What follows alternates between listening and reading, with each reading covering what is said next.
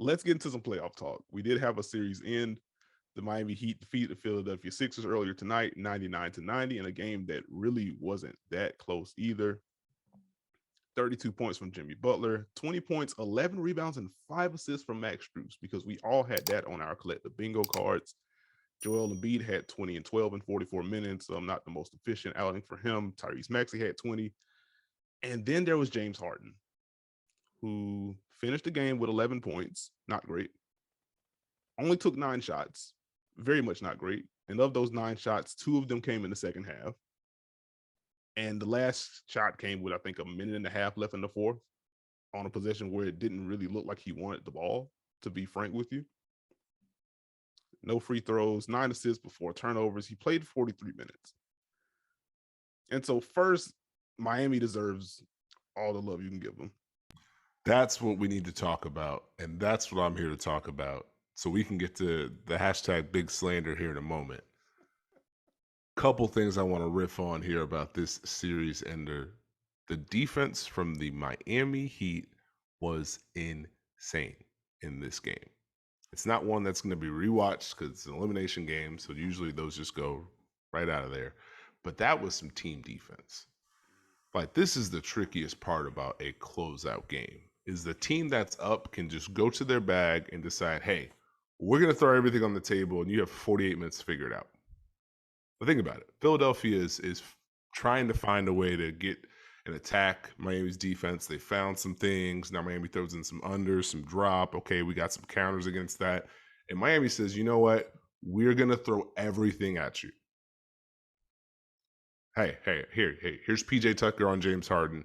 We're going under that first screen. Let's put Tyler Hero in action. He jumped and trapped you. Didn't see that coming, did you? Oh, you want to get Tobias Harris going in a post up? Front. Double on the catch. Oh, Joel Embiid in the post? Okay, we didn't front him. He caught it. Force him baseline. He spins 3 guys in his face. No, I will give Philly credit for. And before I get to that, you want to go empty side pick and roll because we're dropping? You think that's a good idea? We're helping on the roll. 2 guys are on Embiid's catch. What are you going to do now?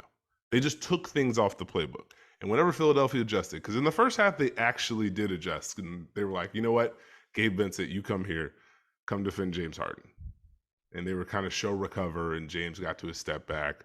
Then, as you pointed out, Sixers started running pistol to open things up for Maxey because they don't want to switch. And Bam wants to stay with Embiid, so they have some things there. Guess what Miami went to after that? Hey, you guys found a rhythm. Zone. And now in the second half, Joel Embiid is literally staring at 3 defenders on the perimeter. So he has Bam Adebayo working to front him, not just in the post, but any elbow catch. And then you got Tyler Hero, PJ Tucker, Jimmy Butler, name a person staring at him. 3 on the ball. James Harden, 3 on the ball. Humming. This defense was humming, folks. I want to talk about that more than slander hours, but that's not the most engaging content. I understand. No one wants to talk about that, Steve. Let's get these jokes off. I was more impressed by Miami. And also, shout out to Max Strus. Y'all make fun of me saying the Reggie Jackson 2014 thing, but that's a thing. Like, there is a player that just takes everything that you have prepared for and just ends it. What do you end up? 20 and 10? What'd you say? Yeah, 20 and 10. I know that much. 20 points, 11 boards, 5 assists. And was a primary playmaker for Miami. Yes, he was ready to pick and roll for him. Handoffs, 2 on the ball, hit the roller. Pick and roll, 2 on the ball, hit the roller. How is Max Strus better at versus 2 on the ball than Tyler Hero? Who saw that coming? You do all this work, and Max Strus comes out the top rope in an elimination game. You're down by 1.5 because Max Strus has 16. What? But that's why it's important. Miami needs just one guard to make a team say, we're going to put 2 on the ball. One guard not named Tyler Hero right now, all due respect. they can get one that's not Tyler, opens so much up. But go ahead, get to your Philly rant. I don't even know if I have a Philly rant. Like, I'm with you. I was more impressed with what Miami was doing than what Philly had going on, because we knew what they were up against. And then that was added on to with Danny Green suffering that leg injury. I hope he's okay, because that didn't look good when it happened. And he was immediately ruled out. And we got the Woj tweet saying, like, there's concern about what this injury is going to be. So we'll get that news, I guess, sometime Friday, maybe Saturday, and see what the official diagnosis is. Didn't look great. Danny Green was huge for Philadelphia for this playoff run, really, with the way that he shot threes, relocated. He had to take on a lot more primary assignments defensively because Tyrese Maxey was not available for portions of the Toronto series. And then also Philly just got to the point where it's like, okay, we just prioritize the spacing that Danny Green provides more than what Matisse does in the starting lineup. Let's stick here. So hope Danny Green's all right. No, the Miami front, I'm glad you brought up Max Strus drawing too, because that was the thing that really caught my eye offensively. Joel Embiid, when he first got back game 3, very deep drop for his first few possessions, trying to find his way. And after those first few possessions, he was playing a little bit higher. It was still a drop, wasn't quite at the level, but pretty high. As the series kept going on, as Miami started gaining more comfort, particularly in game 5, you point this out during our watch party, and in this game 6, Miami was just like, all right, we're going to put our heads down.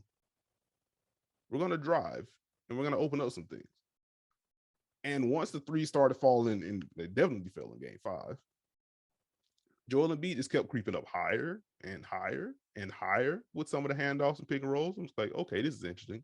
We get to game 6, and Max Strus is coming off a handoff, whether it's Tyrese Maxey trying to slither across screen. Actually, quick shout to Tyrese Maxey, who did a much better job navigating screens tonight than he had in any points of the series. I guess that's kind of the benefit of a playoff series, seeing the same opponent multiple times. You start to gain the rhythm with that. But if it was Maxey on him, if it was Harris on him, he had Matisse on a few possessions when he was out there. Joel Embiid is like, it's a full show now. It's an occasional trap now. I'm just like, wait, Max Strus is garnering this. Philly might have an issue if Joel Embiid, especially in this physical state, if Joel Embiid feels the need to do this, or if Doc Rivers is instructing him to play higher up. Miami's got you, because the question all year long, and in this series, particularly in games 3 and 4, when things kind of fell apart, was what is this half court offense going to look like? Because Embiid came back in game 3 and Miami couldn't force rotations consistently. They couldn't really bend Philadelphia's defense like that. More so in game 3 and game 4, it was a problem because they did get better in game 4 and still ended up losing. But if you get that, if you're able to force that extra attention, that's when Miami can get to their driving kick. That's when they can get to all the cuts. The post splits hit a little bit harder. If they can get you moving, they have the kind of shooters that can bomb you away. They have guys that can attack closeouts. And then if all of that fails, you have this version of Jimmy Butler right now, who has been incredible this entire postseason run. And so that the way that the offense opened up was pretty surprising to me, but it was a welcome surprise. And you just killed the defense section, so I don't need to rehash all that. Miami's just incredible. For Philly, I more so feel bad for how things ended for them. For Joel Embiid to have his season end this way, to have an MVP caliber season. Nikola Jokic was my pick, and you can go back to the podcast episodes. Like, that's who I picked. But Embiid was incredible all year long. Had to carry an incredible load. And for him to have the injury misfortune that he had in this postseason puts a damper on the way that his season was going. It's just a record scratch for him to be that dominant this year and then have the injury suffered in Toronto. And he's dealing with the thumb. He's dealing with the face now. Now he has to face Miami and come back mid-series. And 70% of Embiid immediately shifted what the series looked like for 2 games. Just a testament to how good he is, how dominant he is. So to have to fight through that just feels unfair to him. And I hope he's able to take this offseason and really get healthy. And I hope the front office is able to put together a more competent roster, add some real depth, particularly on the wings, because this is also why I felt bad for Philly. And I'll save the Harden portion for last, I guess. Once Danny Green went down, Miami defended like it was 4-on-5. Pretty much from the moment Danny Green went down. Matisse Thybulle was on the floor. They did not defend him. Shea Milton, bless his heart, because he had a stretch in the third quarter. But when he was on the perimeter, Miami did not care. They had to dust off Korkmaz. He didn't have the 3-ball going for him. We've talked about Niang in this series. We know he can shoot, but if he isn't, what else are you getting from him? And it just really highlighted this Philly team really isn't deep. They need peak level Embiid. And they also need Tyrese Maxey. They need Tobias Harris. And they need James Harden. And so injuries kind of derailed it, made the lack of depth even more apparent. And then you get the Harden game, where it's just like 9 shot attempts. I'm going to pause you before you get to your Harden segment. All right. Because I'm going to give you the freedom to run the offense, let you run the show. It's a good shot. I'm going to go quick on Philadelphia here. Okay. It's an odd dynamic because you make the trade to get James Harden, which elevates your ceiling, but you have a short window to figure a lot out with depth concerns. And you end up facing probably the 2 teams that can do the thing that could hurt you the best in Toronto and Miami. Mm-hmm. As far as we can switch, we can help, we can double, we can fly around. And so I thought Philadelphia they found some things on the fly on how to attack when teams were switching and how to open things up. I thought what they did to end that Toronto series was brilliant as far as finding the matchups, putting more pressure on them. They couldn't necessarily get there in this Miami series consistently. Joel Embiid had a hell of a year. I wish he had been healthy. It's going to be interesting to see what their next step is because you found Maxey. You have Harden. Embiid took another step. How do you feel around it? Can you get the shooting? Can you get the 2-way lineups? Can you build a small lineup out of this team? What can you do versatility-wise to open things up for what you have now? Mm-hmm. So that'll be fun to watch. But I will go ahead and clear out and let you talk about Jim. Not Jim. Good old Jam Har. No, but I honestly don't have that much.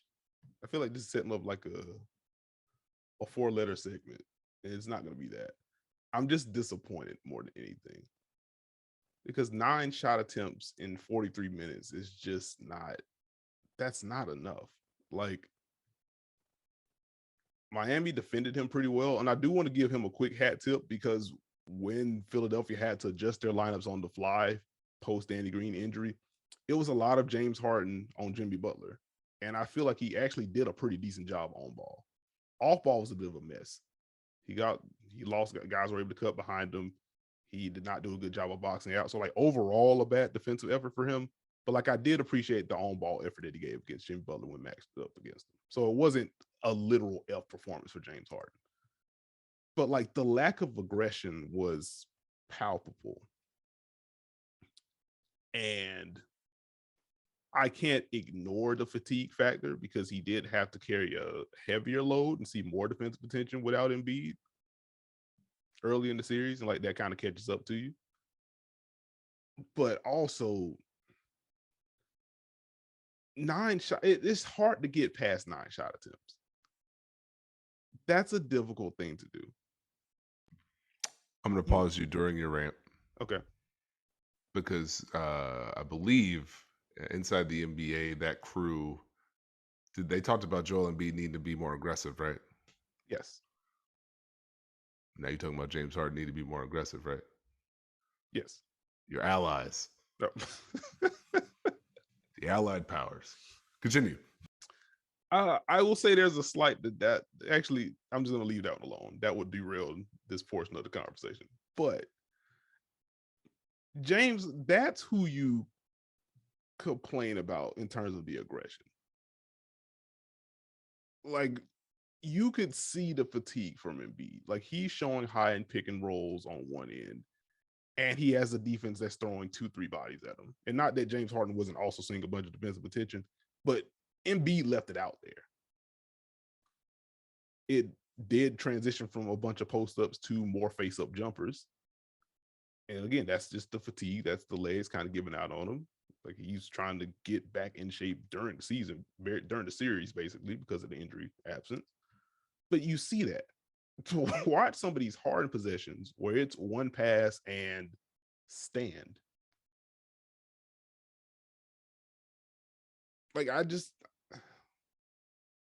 don't that bothers me a little bit. Not even a little bit. That just bothers me. Like they did run a lot of their offense, particularly in the second half. They did run a lot for Tyrese Maxey, and Maxey was able to get some stuff to go for him.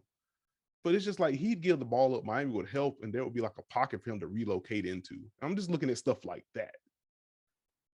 Or it's like, at least make yourself a threat. Because he was asked about this post game. He was like, hey, can you explain why you only took 2 shots in the second half? And he said something to the effect of, oh, we were running our offense, the ball didn't make it back to me. And it's like, okay, like if Maxey had the hot hand, if Tobias Harris had some favorable matchups on post ups, Shake Milton had a stretch, like it's not completely bad that other guys got touches, but what were you doing when they got those touches? And those were the kind of things that were bothering me more so than the shot total. And the shot total is problematic in and of itself for me. But you can't have that and also just a, I don't know, just like a lack of effort. Like it just didn't seem like he was trying to really put an imprint on things. Like I'm fine with it. Let's run a high pick and roll, get downhill, make the kick. Someone else makes the play from there. Like, okay, you're not going to get your shot attempts, but like you pressured the rim. It was a lot of walk past half court, kicking to Maxey coming off the screen and stand 28 feet from the basket. Like, at least try to put your imprint on the game. It just feeds into all of the actual slander that he gets. And that's unfortunate for him. I still think he's a great player. I still believe like an off season where he can really work on this hamstring, really get that fix will help some of the bursts come back. I think we should see a healthier and better version of James Harden next season. But also like, man, it would have been nice to see a little bit more. No, I expect the same energy with Phoenix. What's happening? Because we are recording during the game 6. It's 70-50 Dallas. Ooh, we're about to get a game 7, huh? And Chris Paul's 2 for 4. So I expect the energy to be kept at the exact same level, considering Chris Paul, I believe, has single-digit shot attempts in the last 4 games. That's fair. We will review the film and we'll come back to it. Just throwing it out there. Boy, I will not do the James Harden defense. What I will say is I thought he had stretches where he tried to attack. I think the issue is he didn't have his fastball. I think he knew it.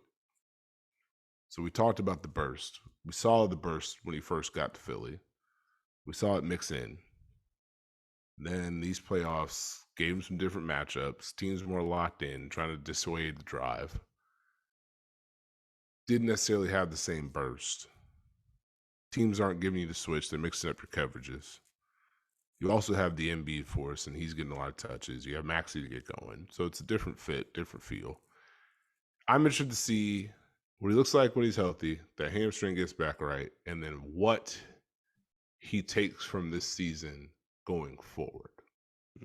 Because the biggest thing is as he progresses, I mean, you can say what you want. He's still a pressure point, as proven in that Toronto series. Still a playmaker, still scorer, still a great player. What's the curveball going to be for him that helps him not have to use that fastball but still be effective? Mm-hmm.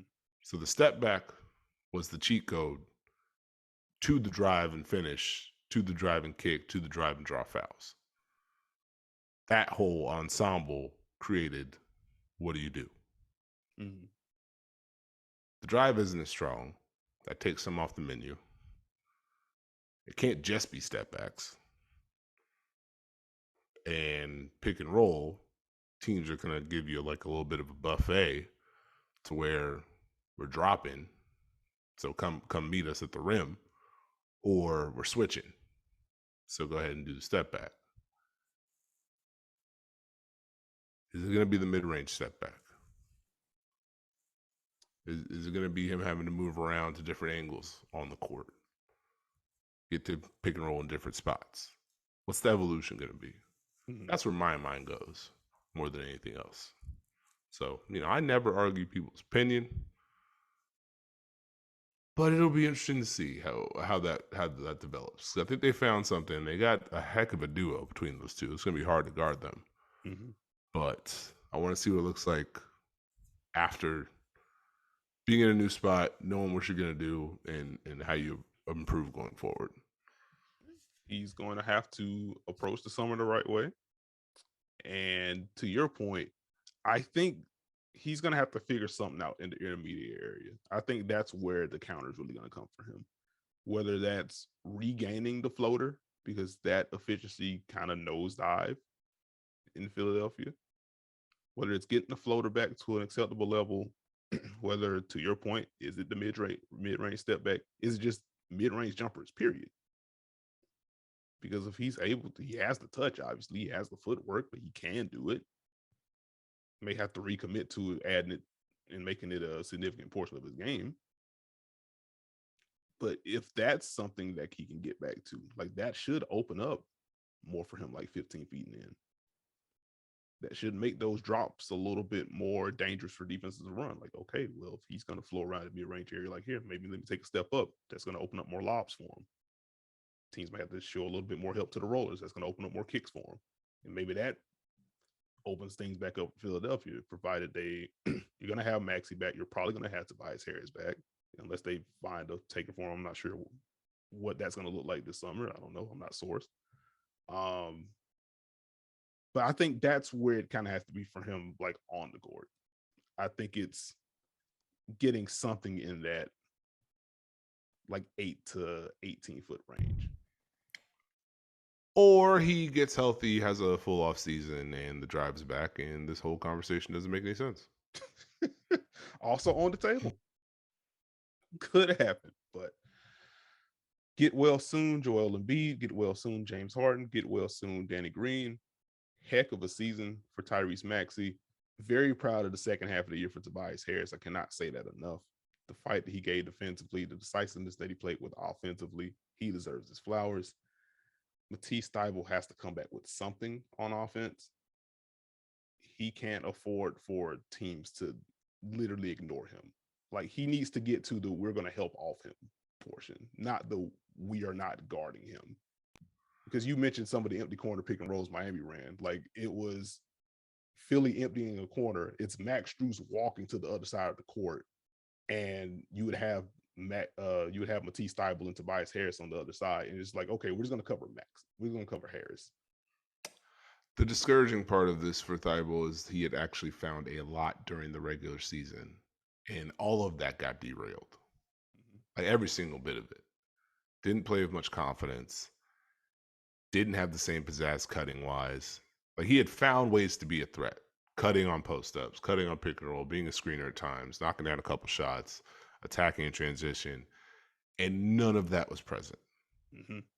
That's where I get discouraged with it. It's like, all right, it's one thing to not perform well. That happens. It's another for what you did to just now be off the table and you're at the dunker spot. And that's it. And it's like, well, the whole point of you doing this was because you could do more than. Okay. Yeah. Glenn, you mentioned everyone but Glenn. Well, he he had a lot thrown on his plate this season, as he would tell you. And I think overall, all right. I think overall he did a solid job with what he was given. I have my complaints with some of the lineup stuff, as we've spoken about on the podcast, on the timeline. But I think overall, like you've talked about the adjustments that he made during the Toronto series, particularly the closeout game. He did different things in this Miami series as well. Like I think once you got to game 5 and 6, it turned into Miami playing better and shooting better. And also with that happening, it also kind of exposed, okay, Philadelphia does have the top end talent, but the top end talent is hampered, and the depth behind the top end talent, not great. And so you talk about like Matisse Thybulle just having things taken off the table. Like the opposite side of this is like George Niang just did not perform. And so it was a lot of plug and play there. So again, overall, like I commend the job that Doc did this season. We shall see what the offseason is going to be like for him too, because his name's been floated in different places. So we'll see if he's Where's it been floated? it's tossed in the LA hat.